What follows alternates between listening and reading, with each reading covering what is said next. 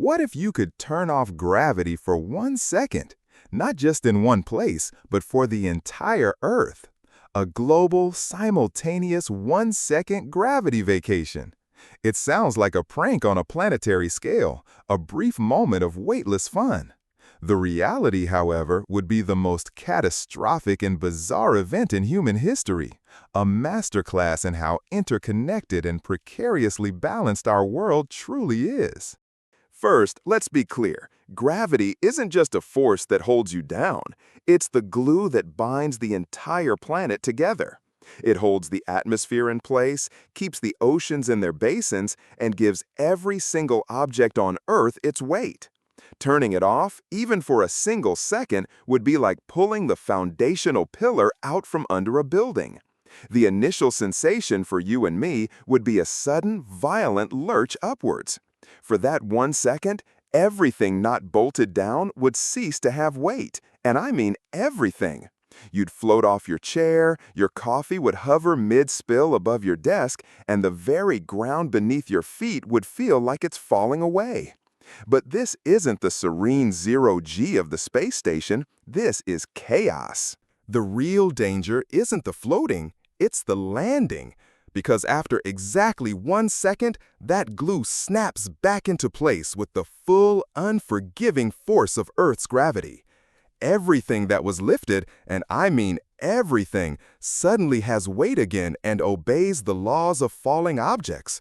You aren't gently lowered back into your chair, you're falling from whatever height you floated to, which could be a meter or more if you jumped at the wrong moment. That's a falling injury waiting to happen for billions of people simultaneously.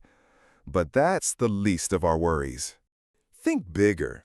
The entire atmosphere is held down by gravity. For that 1 second, there's nothing keeping it tethered to the planet. The air itself doesn't just float, it would begin to expand outward into space at an unimaginable rate. Now, a second is too short for it to all vanish, but the outer layers would be stripped away, creating a momentary, planet-sized low-pressure void.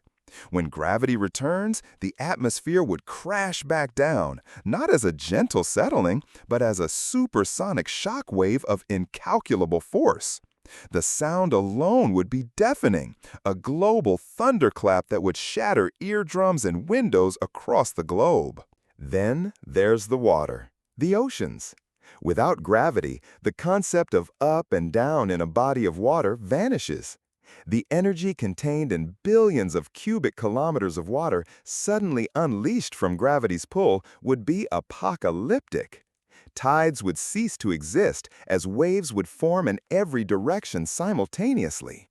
When gravity returned, all that water would come crashing back down, but not neatly into its basins.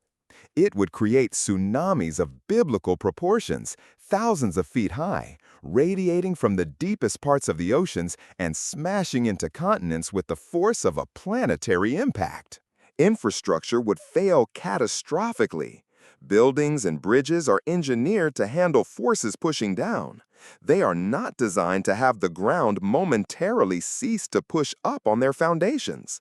The sudden release and return of stress would cause concrete to powder, steel to twist, and every major structure on the planet to groan and crack simultaneously. Power grids would collapse, not from a surge, but from the physical destruction of their towers and lines. In the end, flipping the gravity switch for a single second wouldn't be a moment of fun. It would be an extinction-level event. The world that remained after that second would be unrecognizable, shattered, flooded, and silent. It's a terrifying reminder that the forces we take for granted are not just gentle guides. They are the fundamental rules that keep our fragile world from flying apart. Some buttons are better left unpushed.